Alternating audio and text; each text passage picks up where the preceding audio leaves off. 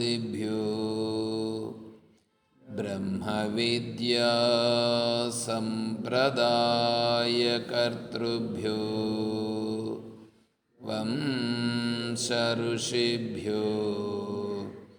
महद्भ्यो नमो गुरुभ्यः। ॐ शङ्कारूपेण मच्चित्तं पङ्कीकृतमभूद्यया किं करीयस्य सा माया शङ्कराचार्यमाश्रयेत्। ॐ युक्ताहारविहाराय विविक्तस्थलवासिने मलयालयतेन्द्राय ब्रह्मनिष्ठाय ते नमः। ॐ सर्वमङ्गलमाङ्गल्ये शिवे सर्वार्थसाधिके शरण्ये त्र्यम्बके देवी नारायणी नमोऽस्तुते। ॐ नारायणं नमस्कृत्य नरं चैव नरोत्तमं देवीं सरस्वतीं व्यासं ततो जयमुदीरयेत्।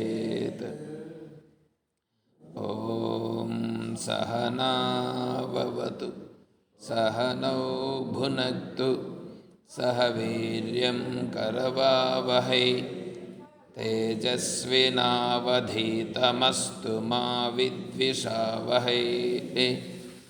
ॐ शान्तिः शान्तिः शान्तिः।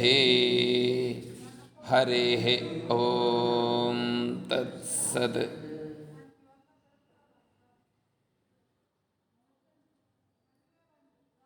గురుదేవ పరిపూర్ణ పరబ్రహ్మస్వరూపులకు ప్రియాత్మ బంధువులారా, ఓం.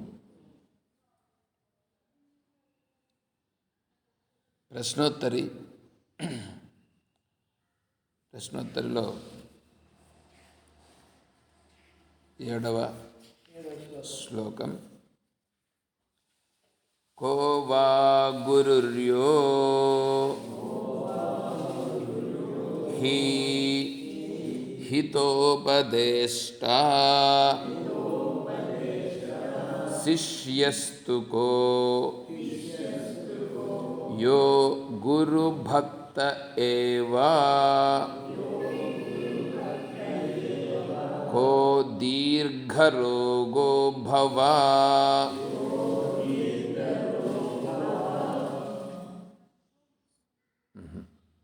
కో దీర్ఘరోగో భవ ఏవ సాధో కిం ఔషధం తస్య విచార ఏవ.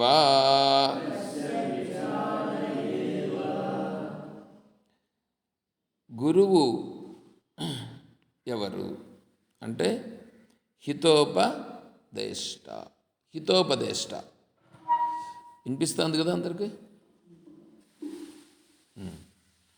హితోపదేష్ట, హితమును ఉపదేశము చేసేవాడు. హితమును ఉపదేశం చేస్తాడంతే, నడిపించడు. నడవాల్సింది ఎవరు? మనమే నడాలి. భగవంతుడు భగవద్గీత రూపంగా మనకు ఉపదేశం చేశారు. భగవద్గీత ఇప్పుడు మన దగ్గర ఉందిగా. అంటే ఇప్పుడు భగవంతుడు మనలను ఉపదేశం చేసి నువ్వు ఇలా ఉండాలి అని చెప్పారు. అంటే మనం చేసే దాంట్లో అంతా ఇలా ఇలా ఇలా చెయ్యాలి అని చెప్పారు. మన మనస్సు చెప్పిన మాట వినకపోతే ఆ మనస్సును ఎలా నీ మాట వినేటట్లుగా చేయాలనో కూడా చెప్పారు. మనస్సులో భారం ఉంటుంది.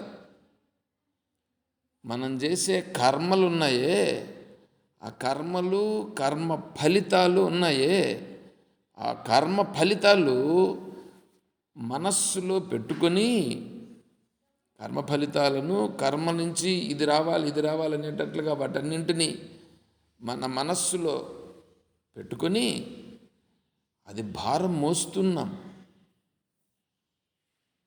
తల్లి గర్భంలో పిండమును పెట్టుకొని మోస్తున్నట్లుగా మన మనస్సులో ఈ విషయాలన్నింటినీ మనం పెట్టుకొని మోస్తున్నాం. కానీ వాస్తవంలో అవి నిజంగా లేనివి, లేని వాటిని మనమే పట్టుకొని మనము దాన్ని పెట్టుకొని దాన్ని బరువుగా మోస్తున్నాం. వాస్తవముగా లేవవి. ఏంటండి మీరు వాస్తవంగా లేవు అని అంటారు? ఏంది ఇది మీరు చెప్తా ఉండేది?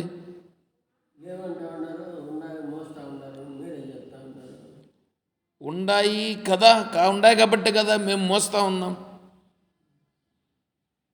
అని మనం అంటాం. ఇల్లు లేదా? భార్య లేదా? బిడ్డలు లేరా? మరి ఉండాలి కాబట్టి కదా నేను పట్టుకొని ఉన్నా, లేకపోతే నేను ఎందుకు పట్టుకుంటా అని మనం అడగచ్చు.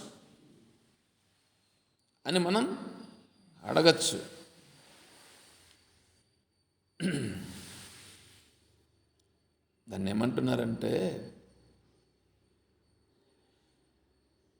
ఒక విషయాన్ని నువ్వు పదే పదే పదే చింతిస్తే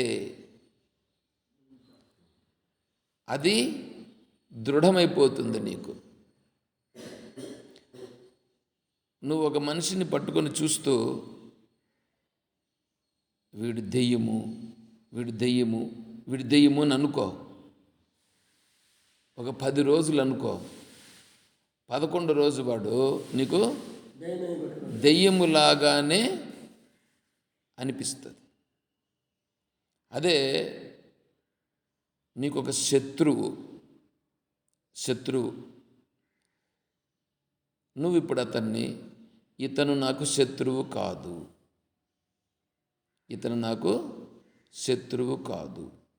భగవంతుని స్వరూపం, భగవంతుని స్వరూపంగానే నేను చూస్తాను, శత్రువు కాదు అని చెప్పుకో.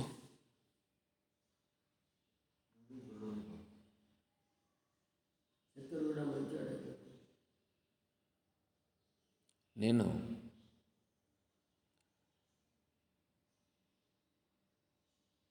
నా జీవితంలో జరిగిన ఒక విషయం చెప్తాను. నేను డ్యూటీ చేసేటప్పుడు ఒకరితో చాలా స్నేహం చేశాను. ఆ స్నేహం ఎట్లుందంటే చాలా మనస్సుకి నచ్చిన స్నేహం. కొంతకాలానికి ఏమైందంటే ఆ స్నేహం కొద్దిగా ఇబ్బంది కలిగించింది, బెడిసి కొట్టింది. ఉద్యోగం చేస్తున్నాం, ఒకే జాగాలో ఉన్నాం. బెడిసి కొట్టినప్పుడు మనిషిని చూసిన వెంటనే స్నేహము యొక్క ప్రభావం ఒకటి, ఈ బెడిసి కొట్టిన ప్రభావం ఒకటి, రెండు ఒకేసారి వస్తే మనసు ఎంత ఇబ్బంది పడుతుంది. ఎంత ఇబ్బంది పడిందంటే అంత ఇబ్బంది పడింది. దాంట్లో నుంచి బయటపడడం అనేటువంటిది చాలా కష్టమైపోయింది నాకు. చాలా కష్టం. అప్పుడు ఎలా నేను బయటపడేది? నాకు ఒక సైకలాజికల్గా చాలా ఇబ్బందికరమైనటువంటి పరిస్థితి. అప్పుడు నేనేం చేశానంటే ఒక శ్లోకము పేపర్లో రాసుకుని జేబులో పెట్టుకుని ఆ మనిషి కనిపించిన వెంటనే నేను ఆ శ్లోకం చెప్పుకోను. ఆ మనిషి కనిపిస్తారు, వెంటనే నేను ఆ శ్లోకాన్ని చెప్పుకోండి.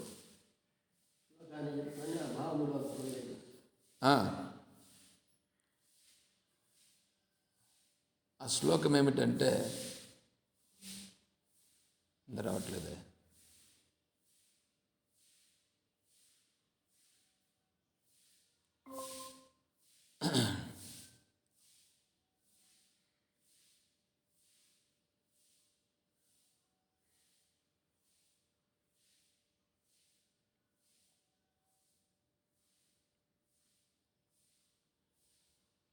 మూత్రపురీష భాజనం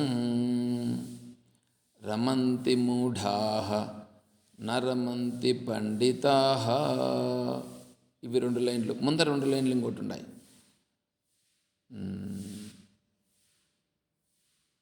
దుర్గంధ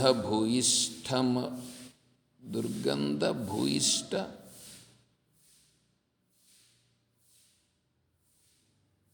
మశౌచం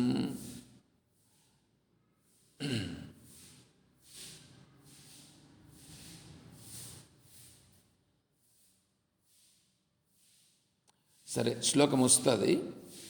దుర్గంధ భూయిష్ట మశౌచమధ్రువం మూత్రపురీష భాజనం రమంతి మూఢాః నరమంతి పండితాః. మొదటి లైన్ రావట్లేదు, మిగతా 3 లైన్లు వచ్చినాయి. అది కూడా లైన్ కూడా వస్తుంది. ఇప్పుడు రక్తము చేత, మూత్రము చేత, పురీషము చేత నింపబడి ఉన్నది ఈ శరీరం. ఈ శరీరము దేని చేత? రక్తము, మూత్రము, పురీషం అంటే మలము చేత నింపబడి ఉన్నది ఈ శరీరం.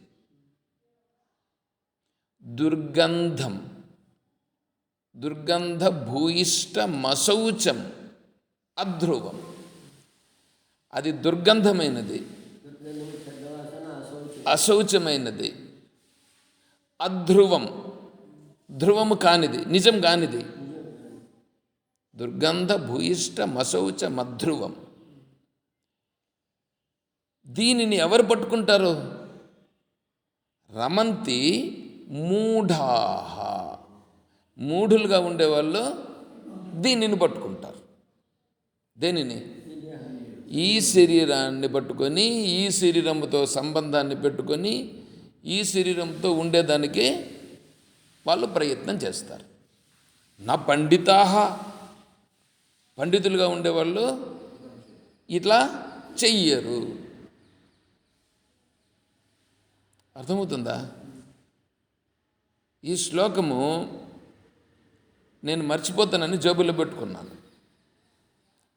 పెట్టుకొని ఆ మనుషులు కనిపించిన వెంటనే, నేను ఇంతవరకు స్నేహం చేసింది ఒక్కరితోనే. ఆ తర్వాత నేను ఎవరితోనూ స్నేహం చేయలే.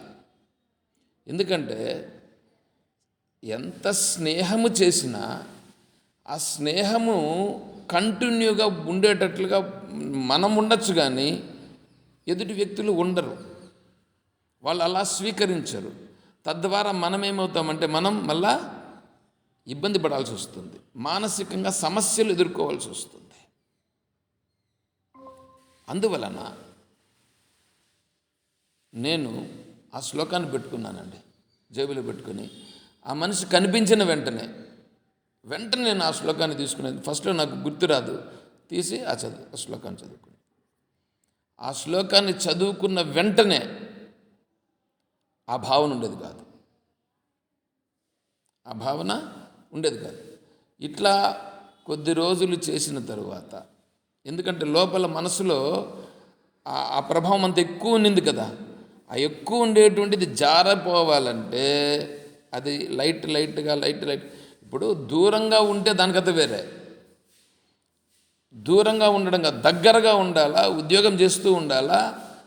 అక్కడ ఉద్యోగం చేసేటప్పుడు మనుషులు కనిపిస్తుంటారు, మరి వాళ్ళతో మామూలుగా వ్యవహారం చేయాలి. ఏంటంటే భగవద్గీతను పట్టుకొని ఉన్నాము, వాళ్ళని ఇబ్బంది పెట్టేదానికి లేదు, మనం ఇబ్బంది పడకుండా ఉండాల. ఎంత సిచ్యువేషను, ఈ సన్నివేశం చెప్పాలంటే ఎంత కష్టమంటే కష్టం. నేను చెప్తాను స్వామి, నేను 10 నెలలు 5 ఏళ్ళు పనిచేసింది. కొంతమంది అంతా నాకు వాళ్ళు నా ఆఫీసులో పని ఉండే వాళ్ళంతా అంత బాగా కలిసిమెలిసి మార్గం ఒకటే. ఏమిటా ఒకటి? సత్యమును గుర్తించుట. సత్యమును గుర్తిస్తేనే మనం అక్కడి నుంచి బయటపడగలుగుతాం. నేను చెప్పింది చిన్న స్నేహం విషయం గురించి. ఆ స్నేహం ఎవరితో పెట్టుకోవాలా? భగవంతునితో పెట్టుకోవాలి. ఆ స్నేహము భగవంతునితో పెట్టుకోవాలి. అందుకే అర్జునుడు ఏమని ప్రార్థించినాడు? పిత్రేవ పుత్రస్య సఖేవ సఖ్యు ప్రియ ప్రియాయార్హసి దేవసోఢుం. చూడండి ఎట్లా, అదృష్టపూర్వం హృషితోస్మి దృష్ట్వా భయేన చ ప్రవ్యదిధం మనోమే. ఇవన్నీ మహాత్మా. సఖేవ సఖ్యు పితేవ పుత్రస్య. తండ్రి కుమారుణ్ణి క్షమించినట్లు తండ్రి కుమారుణ్ణి క్షమిస్తాడు. ఎందుకంటే వాడు బాగుపడాలని కోరుకునేది ఈ ప్రపంచంలో తండ్రి. మొట్టమొదట కోరుకునేది తండ్రి. ఆ తరువాత తల్లి వాడు బాగుండాలని కోరుకుంటుంది, వాడిని ఆకలి అన్నీ బాగుండాలని కోరుకుంటుంది, కానీ వాడికి ఎంతసేపు అయినా పెట్టాలని కోరుకుంటుంది. తండ్రి శిక్షించేదానికి ఇష్టపడతాడు, ఎందుకంటే శిక్షిస్తే కానీ వాడు బాగుపడ్డాడు. తల్లి అట్లా ఉండదు, వాడిని శిక్షించకుండానే వాడు బాగుపడాలని కోరుకుంటుంది. ఆ మనస్సు అటువంటిది, ఈ మనస్సు ఇటువంటిది పోతుంది. అంటే అప్పుడు వాడు బాగుపడేదానికి ఒక విధంగా ఈ ప్రేమ అడ్డంకి అవుతుంది. అది మోహావేశపు ప్రేమ. అందుకని తండ్రిని గురించే చెప్తారు. తరువాత గురువు వాళ్ళని సన్మార్గంలో ఉంచేటట్లుగా చేస్తాడు, చెప్తాడు. కాబట్టి దీంట్లో నుంచి బయటపడాలంటే ఇదే మార్గం, భగవంతుణ్ణి ఆశ్రయించడమే మార్గం. భగవంతుణ్ణి ఆశ్రయించడం తప్ప ఇంకొకటి లేదు. అందుకనే మనం చూసేటప్పుడు కూడా సకల జీవులని భగవంతుని రూపముగానే భావించుట. కొడుకు కానీ, కోడలు కానీ, తల్లి కానీ, తండ్రి కానీ, భార్య కానీ, భర్త కానీ, ఎవరైనా కూడా కానీ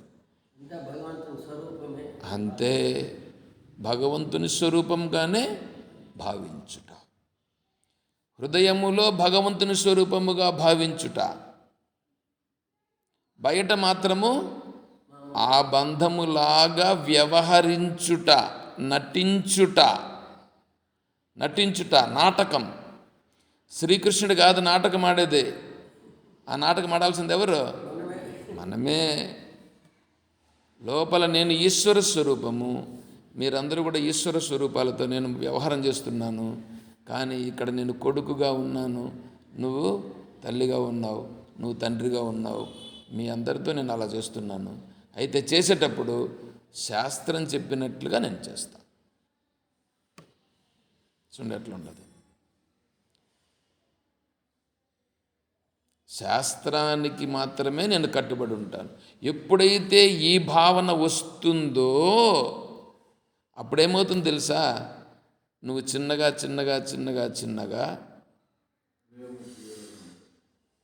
చెరువులో చెరువులో చుట్టూ నీళ్ళ మధ్యలో ఏమన్నా ఉండేటివన్నీ ఏమవుతాయి, గట్టుకు అలల వలన ఏమవుతాయి,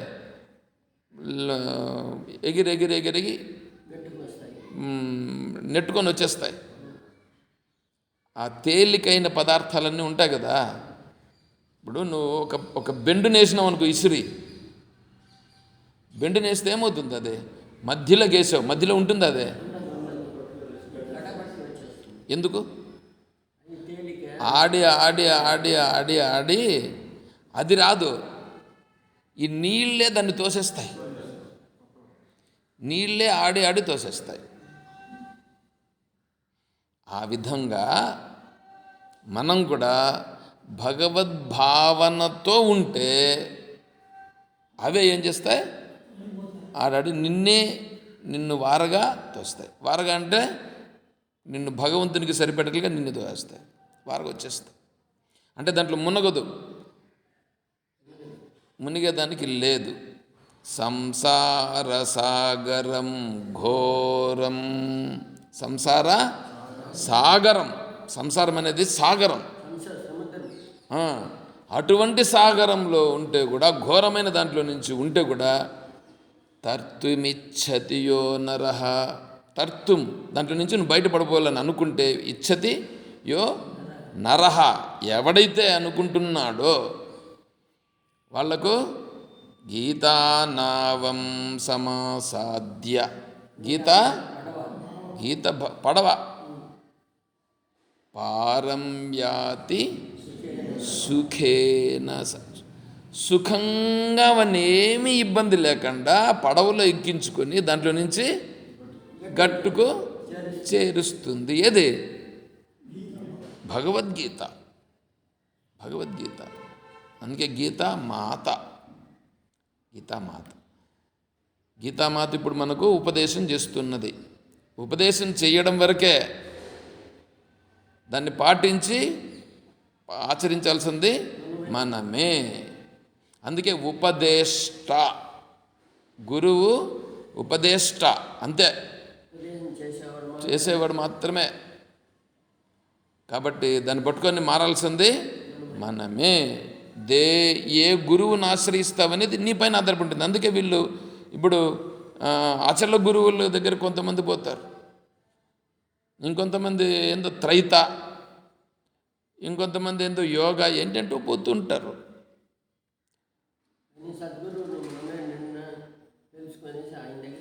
పోవల్ల అది గుర్తించల్ల. అది గుర్తించాలంటే భారమంతా మనము భగవంతుని పైన వేస్తే భగవంతుడే మనకు దారి చూపిస్తాడు. తేషాం సతతయుక్తానాం భజతాం ప్రీతిపూర్వకం దదామి బుద్ధియోగం తం ఏన మాం ఉపయాంతి. బుద్ధియోగాన్ని నేనే వాళ్ళకు ప్రసాదిస్తానన్నమాట. ఇప్పుడు వీళ్ళందరూ పట్టుకోండి మార్గాలన్నీ కరెక్టా కాదా అనంటే, ఏమో మీరే లెక్కేసుకోండి. భగవద్గీతను పెట్టుకొని వాళ్ళు చెప్తా ఉండే విధానాలు అన్నీ కరెక్టా కాదా చూసుకోండి. కావాలంటే చూసుకుంటే తెలుస్తుంది. అలా ఆచరిస్తూ ఉండే మార్గాలన్నీ కరెక్ట్ అవునా కాదా.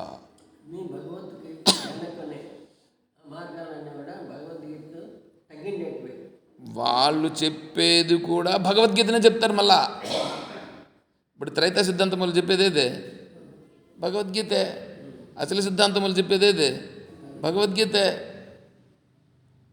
ఇంకా ఇస్కానాలు చెప్పేదేదే భగవద్గీతే. ఇంకా ఇట్లాంటివి చాలా చెప్పమంటే చాలా చెప్తా. ఇట్లా వీళ్ళందరూ యోగా చెప్పేవాళ్ళు ఏంటి, వాళ్ళు కూడా భగవద్గీత చెప్తారు. అందరూ భగవద్గీత చెప్తారు. వాళ్ళ బుద్ధి అంతవరకే పట్టుకున్నది. పప్పు మీకు ఇప్పుడు ఈటీవీలో ఒక ప్రోగ్రాం వచ్చేది, వంటల ప్రోగ్రాం ఏమంటే అందరికీ పప్పు ఇస్తారు. మళ్ళా దానికి సంబంధించినటువంటివి ఏంటంటో కావాల్సిన పదార్థాలన్నీ ఇస్తారు. దానితో నువ్వు వంట చేయాలి. అందరికీ ఒకే రకమైనటువంటివి ఇస్తారు. ఒక నలుగురు ఉంటారు, నలుగురు వంట చేసేది, అదే వంట చేసేది, నీ ఇష్టం. నలుగురు వంట చేసిన తర్వాత అందరూ ఒకే రకంగా కదా చేయొచ్చు, తేడా వచ్చేస్తుంది. తర్వాత తింటే టేస్ట్ మారిపోతుంది, అన్నా కదా. అలాగే భగవద్గీత అందరూ పట్టుకొని దాంట్లో ఉండే సారం ఎట్లా పట్టుకుంటున్నారు వాళ్ళు, వాడుకుండే సామర్థ్యాన్ని బట్టి వాడు పట్టుకుంటున్నాడు, పట్టుకొని దాన్నే గొప్ప అని చెప్తున్నాడు. అయితే భగవద్గీత వాడు చెప్తానేది కూడా కరెక్టే, కాదని చెప్పట్లేదు. అద్వైతం పరమార్థోహి తద్భేదం ద్వైతముచ్యతే. ద్వైతం అనేటువంటిది అద్వైతానికి భేదమే. ద్వైతము అద్వైతం భేదమే అయినా అద్వైతము ఏ రోజు ద్వైతాన్ని భేదముగా చూడదు. ద్వైతం మాత్రమే అద్వైతాన్ని భేదంగా చూస్తుంది. నిజమైన అద్వైత తత్వాన్ని పట్టుకుంటే ద్వైతము భేదము కాదు. పైగా ద్వైతము అద్వైతాన్ని స్థిరం చేస్తుంది. ఎందుకంటే ఇతను గమ్మున ఉన్నాడని అనుకోండి, ఇతను గమ్మున ఉంటే ఇతని మనస్సు ఏదైనా కొద్దిగా చంచలమయ్యే అవకాశం ఉండొచ్చు.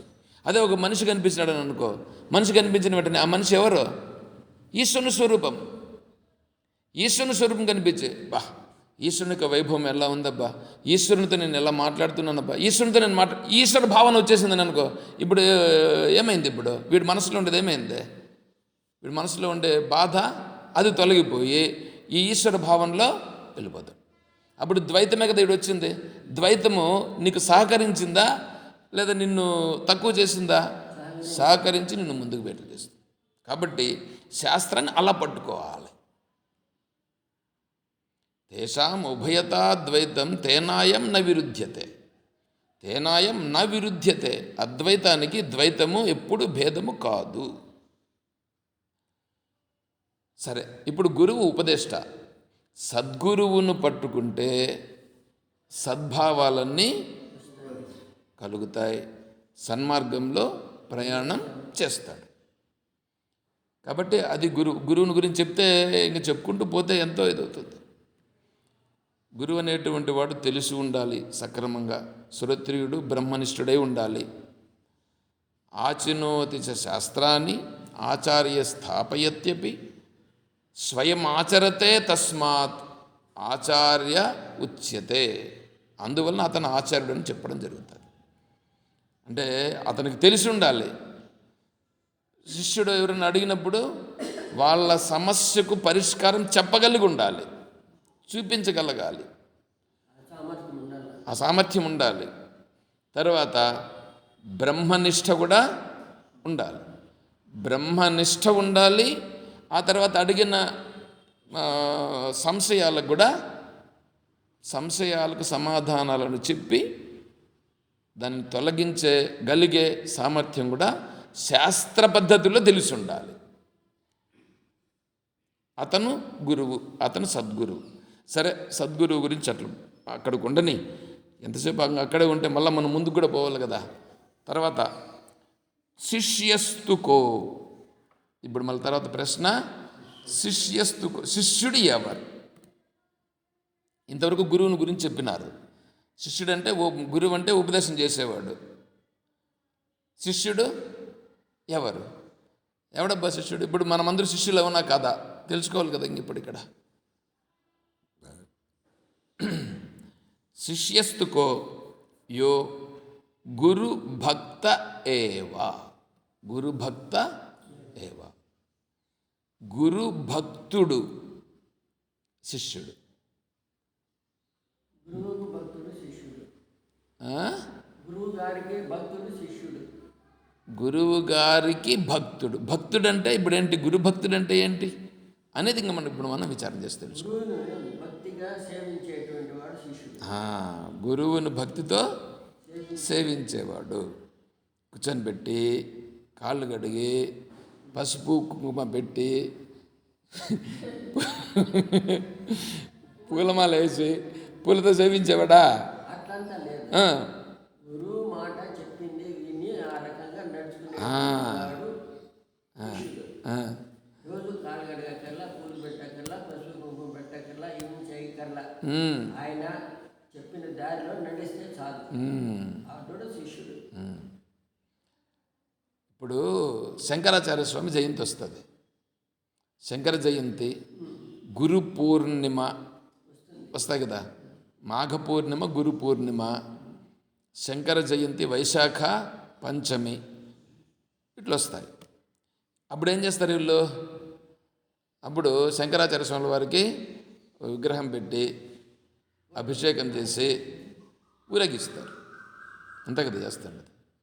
వ్యాసుల వారికి వ్యాస పూజ చేసి ఆ రోజు బాగా తింటారు. కృష్ణాష్టమి వచ్చిందని అనుకో, కృష్ణాష్టమి రోజు ఏం చేస్తారు? అభిషేకం చేసి, అదే కదా చేస్తాండి. ఇది బాగా నైవేద్యం అంతా రకరకాల వంటలు చేసి తింటారు.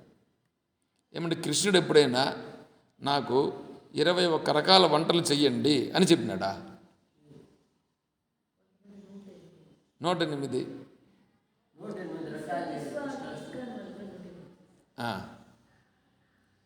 పూరి జగన్నాథ్లో ఎన్ని రకాల వెరైటీస్, అన్ని వెరైటీస్ చేసి పెడతారు.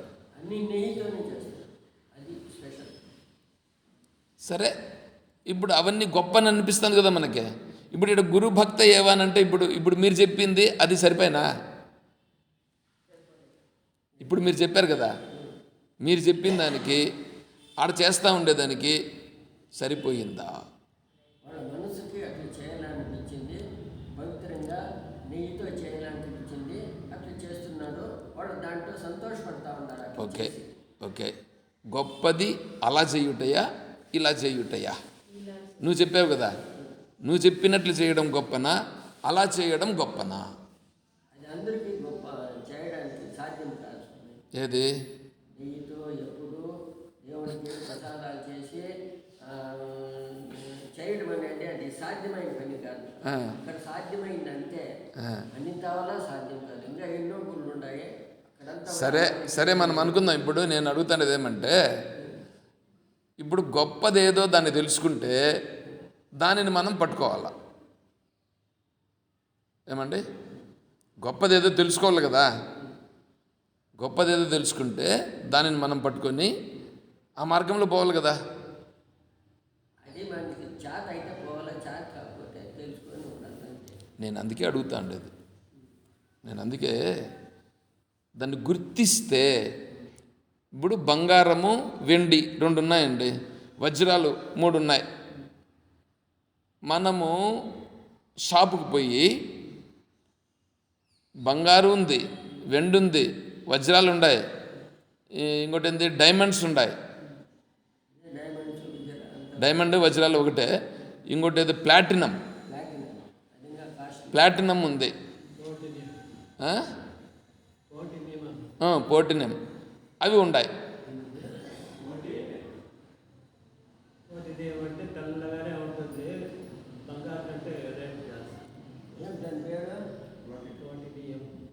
పోటీనీయం. సరే, ఇప్పుడు మనం షాపుకు పోయినాం. ఇప్పుడు ఏది గొప్పదని గుర్తించాలి కదా. ఏది గొప్పదో మనం గుర్తించి ఆ గొప్పదాన్ని తీసుకోవాలి అని అనుకోవాలి. ఫస్ట్ ఆ గొప్పదాన్ని నేను తీసుకునే పరిస్థితి లేదు కాబట్టి ఇప్పుడు నేను తీసుకోలేను. సరే, నేను దాన్ని తీసుకునేదానికి నేను ప్రయత్నం చేస్తాను అని చెప్పి మనం నిర్ణయం చేసుకోవాలి కదా.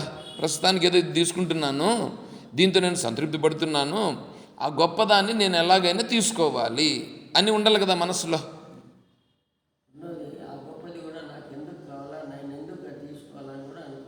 అవును, కానీ గొప్పది కదా. సరే, నువ్వు అక్కడ గొప్పది అనుకో, నీకు అట్లా అనుకుంటే ఇది కూడా ఎందుకు, నువ్వు షాప్కి ఎందుకు పోయినావు? నీకు నేను అందుకే చెప్తా ఉండేది, నువ్వు ఎంతసేపు అయినా షాప్ని చెప్పినప్పుడు షాప్నే తీసుకుంటున్నావు నువ్వు. దాన్ని ఇది ఉదాహరణగా చెప్తున్నా నేను. ఇది ఉదాహరణ అర్థం చేసుకుంటే శాస్త్రంలోకి మళ్ళా వస్తావు. నువ్వు ఉదాహరణలో ఉండిపోవద్దు. ఉదాహరణలోకి పోయినప్పుడు ఏంటి, షాప్లోకి పోయినప్పుడు ఏది తీసుకోవాలి, మనం గొప్పది తీసుకోవాలన్నా తక్కువది తీసుకోవాలన్నా?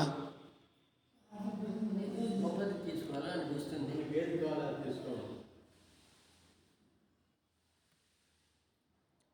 ఉదాహరణ అర్థం చేసుకోండప్పా.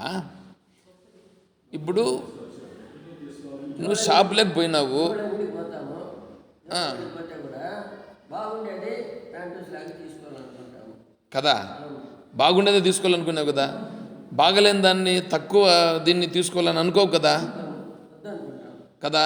ఇప్పుడు బాగుండేదేదో నువ్వు గుర్తించాలి కదా, ముందు గుర్తిస్తాం. గుర్తించల్లా. అట్లాగే ఇక్కడ ఇప్పుడు ఈ ప్లాటినం ఏదో పిటోనియం అని అంటున్నారు కదా, నాకు తెలిసినది ప్లాటినం, కానీ దాని పేరు పిటోనియం అని అంటున్నారు. అంటే ఇప్పుడు అది చాలా కాస్ట్. ఆ కాస్ట్ ఎక్కువైందని నేను తీసుకోవాలని అనుకుంటా. కానీ ప్రస్తుతానికి నా దగ్గర కెపాసిటీ లేదు కాబట్టి ఏదో ఉండేదాంతో సర్దుకుంటున్నా. కానీ నా బుద్ధిలో, నా మనసులో ఏముంది, అది కావాలని ఉండాలి కదా. అలాగే ఇప్పుడు నేను శిష్యుడు అంటే ఎలా ఉంటే నేను నిజమైన శిష్యుడు, అర్థమవుతుందా? ఎలా ఉంటే నేను నిజమైన శిష్యుడు అనేది ఇప్పుడు నాకు తెలిస్తే నేను అలా ఉండుట కొరకు నేను ప్రయత్నం చేస్తాను అనే దాంట్లో మనం ఉన్నాం. దాంట్లో ఏం చెప్పాను ఇప్పుడు నేను, మీరు పూజ దాన్ని సేవించుటాను అన్నావు. ఆ సేవించుటాను అన్నప్పుడు ఈ 108 రకాల వంటలు చేయుట, నెయ్యి వేసి చేయుట, దాన్ని తీసుకొని వచ్చి పెట్టుట, అదంతా గురువు దగ్గర పెట్టి ఆయన సేవిస్తే ఇది గొప్పదా అని నేను అడుగుతున్నా. ఇది కన్నా గొప్పదైతే దాన్ని మనం పట్టుకోవాలా. ఎందుకంటే అందరికీ చేసేది సాధ్యం కాదని అన్నారు మీరు కదా. అందరికీ చేసేదానికి సాధ్యం కాదు, ఓకే కావచ్చు. అదే గొప్పదైతే ఇప్పుడు మనం కూడా ఏం చేయాలి, ఇప్పుడు అదే గొప్పదిగానైతే దానిని పట్టుకోవాలా. సామర్థ్యం ఉండాలి కదా, అయ్యా పట్టుకుంటామయ్యా, సామర్థ్యం వస్తుంది. ప్లాటినం అని చెప్తే బాగుంది, గొప్పదే తెలుసు, దాన్ని కొనేదానికి సామర్థ్యము శక్తి ఉండాలి కదా. తెచ్చుకో, సంపాదించు. అదే కదా చెప్తాను. నువ్వు గుర్తించి దాన్ని తెలుసుకుంటే నువ్వు సంపాదిస్తావు, అంతే కదా. నువ్వు గుర్తిస్తే దాన్ని సంపాదించాలని నువ్వు అనుకుంటే దానికి సరిపోయే శ్రమ చేస్తావు.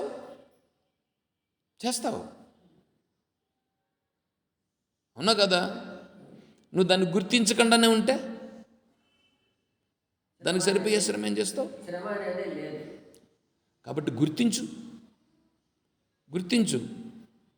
అర్థమవుతుందా? నేను ఇప్పుడు ఇక్కడ అడుగుతాను ఏంటంటే ఈ విషయం చెప్పి నిలుపుతా ఇక్కడ, రేపు మళ్ళా దాన్ని కొనసాగిస్తా. ఇప్పుడేంటంటే ఇప్పుడు గురువుకు ఇక్కడేమన్నాడు, గురు భక్త ఏవా కదా.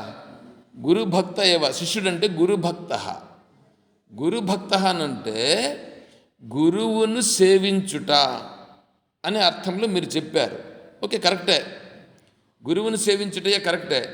ఎలా సేవించుట అనే విషయంలో ఇప్పుడు మనము 108 రకాలైనటువంటి పిండి వంటలను నెయ్యితో చేసి సమర్పించి సేవించుట, ఇది గొప్పది అవునా కాదా?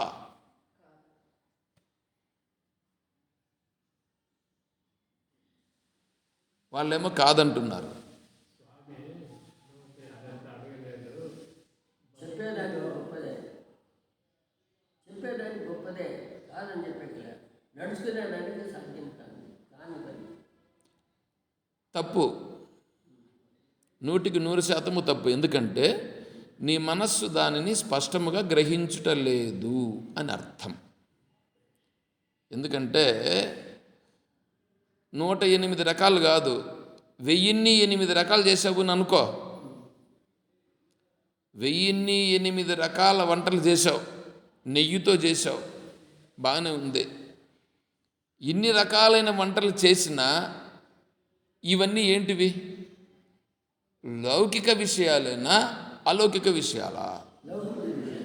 మీరే ఏమన్నారు? గురువు చెప్పిన దానిని విని దానిని ఆచరిస్తే అది గొప్పదని నువ్వే అన్నావు. అది గొప్పదని అన్నావు. మళ్ళీ ఇప్పుడేమంటున్నావు, ఇది ఆచరించేదానికి సాధ్యం కాదని అంటున్నావు. ఏది 108 రకాల వంటలు చేయడం ఆచరించేదానికి సాధ్యం కాదని అంటున్నావు. అర్థమవుతుందా? అప్పుడు ఇది కరెక్టా, ఇది కరెక్టా?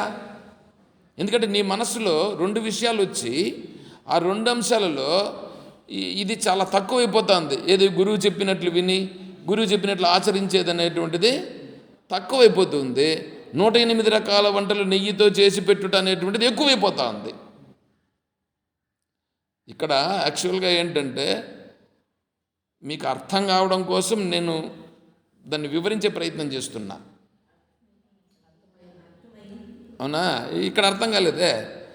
అర్థం కాలేదు కాబట్టి కదా దీన్ని ఇలాగే పట్టుకుంటున్నారు కదా. అది ఇక్కడ గుర్తించాలి కదా.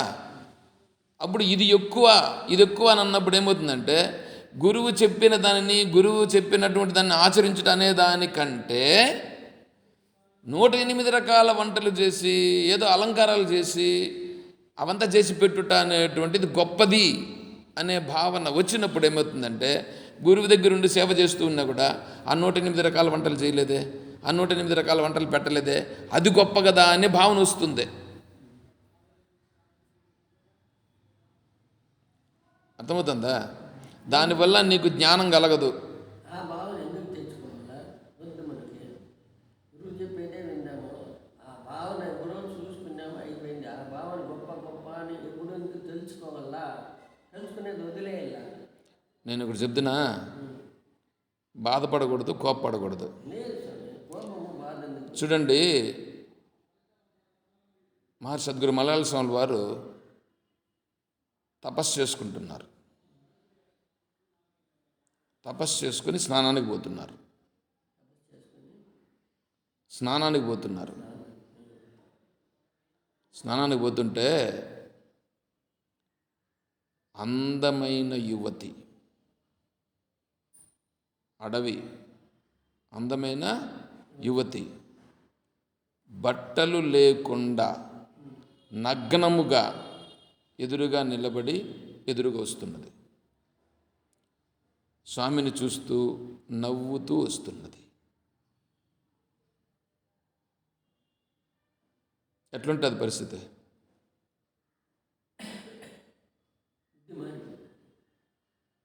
బుద్ధి మారుతుందిగా? మారుతుందా?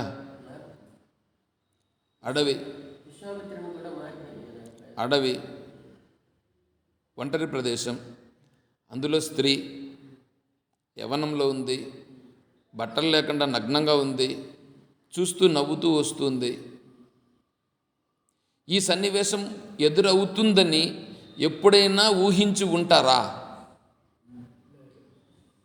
కదా, ఎప్పుడు ఊహించి కూడా ఉండరు. ఈయన సన్యాసం తీసుకున్నప్పుడు కూడా ఇది ఊహించి ఉండడు. సన్యాసం ఇంకా తీసుకోలే స్వామి. సన్యాసం అప్పటికి తీసుకోలేదు, తపస్సు చేసుకుంటున్నాడు, ఇంకా సన్యాసం తీసుకోలేదు. వ్యాసాశ్రమం పెట్టిన తర్వాత మళ్ళీ తీసుకున్నాడు సన్యాసం. ఇప్పుడు ఎలాగైనా ఉండవచ్చు స్వామి, కానీ ఇప్పుడు స్వామీజీ ఏం చేశారంటే ఆమెను చూశాడు. చూచి ముగ్ధుడై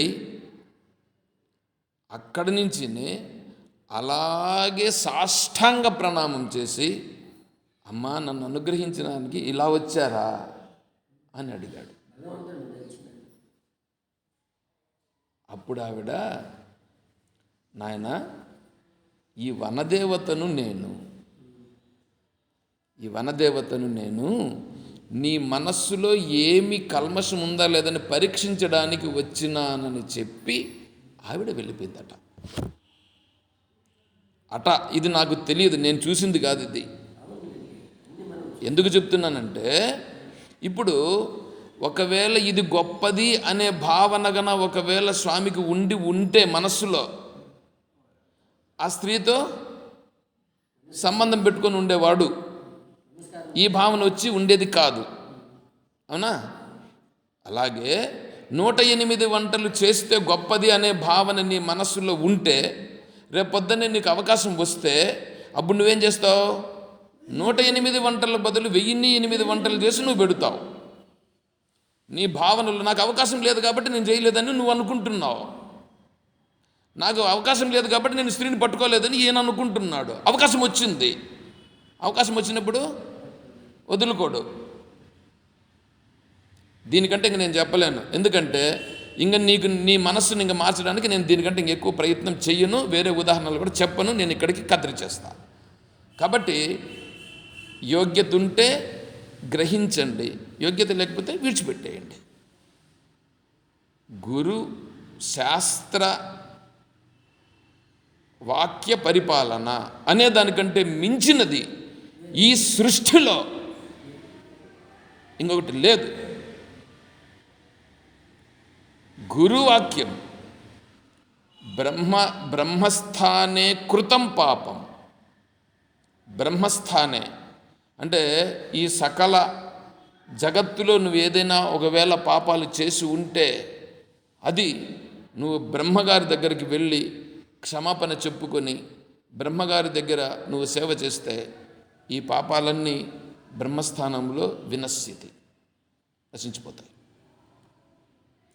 బ్రహ్మ దగ్గర కూడా నువ్వు తప్పులు చేసావని అనుకో, బ్రహ్మ దగ్గర కూడా తప్పులు చేసావు మళ్ళా, అప్పుడు విష్ణుస్థానే ఆ బ్రహ్మ దగ్గర నుంచి విష్ణువు దగ్గరికి వెళ్ళి విష్ణువుని సేవించి విష్ణువు దగ్గర మహాత్మా నేను ఈ విధంగా బ్రహ్మగారి దగ్గర ఇలా తప్పు చేశాను, ఆ దోషాలు నాకు పోయేటట్లుగా చెయ్యి అని ప్రార్థిస్తే అప్పుడు ఆ పాపములు ఆ దోషములు విష్ణు స్థానంలో పోతాయి.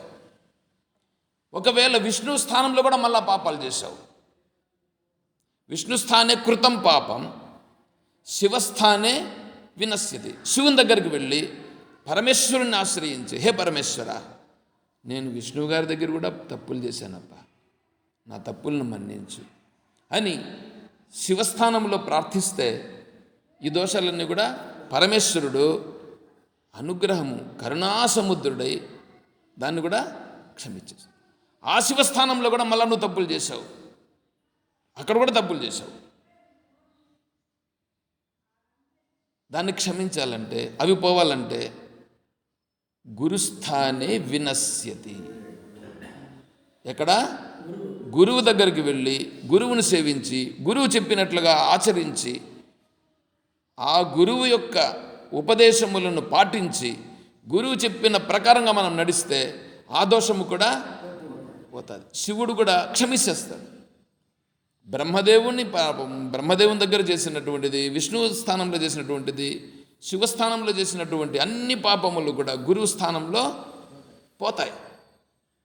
అట్లాంటిది గురువు యొక్క ఉపదేశమును పట్టుకొని ఆ ప్రకారంగా ఆచరించుట అనేది చేస్తే అదే దానికంటే సుప్రీం ఇంకొకటి లేదు ఈ సృష్టిలో.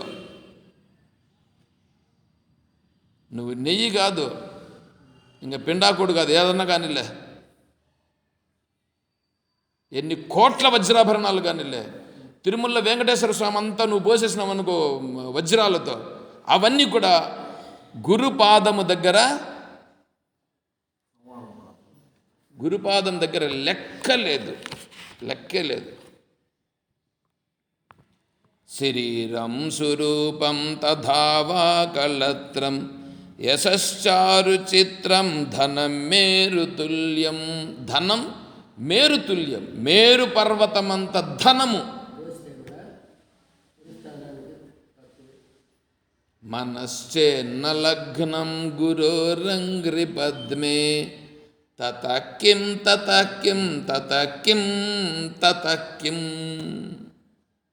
అర్థమైందా? అర్థం చేసుకోండి. ఇంకా అవన్నీ ఉన్నాయి. అవన్నీ చెప్తాను దాన్ని రేపు చెప్తాను. అంటే మేరు పర్వతమంత ధనమును అక్కడ వేసి పెట్టినా కూడా గురోరంఘ్రి పద్మే, గురువు యొక్క పాద పంకజముల చెంత తన మనస్సును నిలుపుట అనేటువంటి దానికంటే ఇదంతా కూడా అల్పమే, ఏమీ సమానం కాదు. కాబట్టి గురువు యొక్క పద్మమే, పాదపద్మములే శరణ్యం. అర్థమైందా? కాబట్టి 108 కాదు, 1008 కాదు, ఈ ప్రపంచమంతా కూడా రానిలే. శివగీతలో కూడా వస్తుంది. ఇంకా నాకు ఉద్రేకం వచ్చేసిందంటే నేను ఎట్లా వెళ్ళిపోతా, వద్దు. ప్రస్తుతానికి గురువు యొక్క ఆజ్ఞ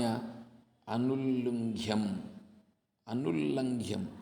గురువు ఒక్క మాట చెప్పితే అది శాసనం, అంతే. ఇంకా శాసనం, దానికంటే మించింది ఇంకొకటి లేదు. అది ఆచరించేటువంటి వాడే గురువుని సేవించుట. దీనిపైన ఇప్పుడు వాళ్ళు ఎన్నో చేసుకుంటున్నారు అనుకో, అవన్నీ ఏంటివి? మా గురువు సేవ చేయటే నాకు చాలు, గురువు సేవ చేయటే నాకు చాలు.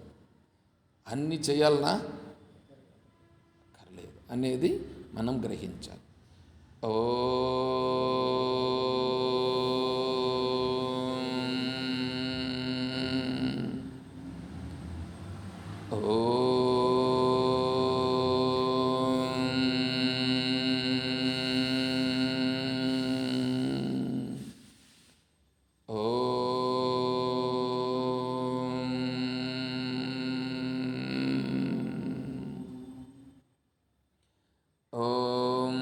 असतो मा सद्गमय, ॐ तमसो मा ज्योतिर्गमय, ॐ मृत्योर्मा अमृतं गमय, ॐ शान्तिः शान्तिः शान्तिः।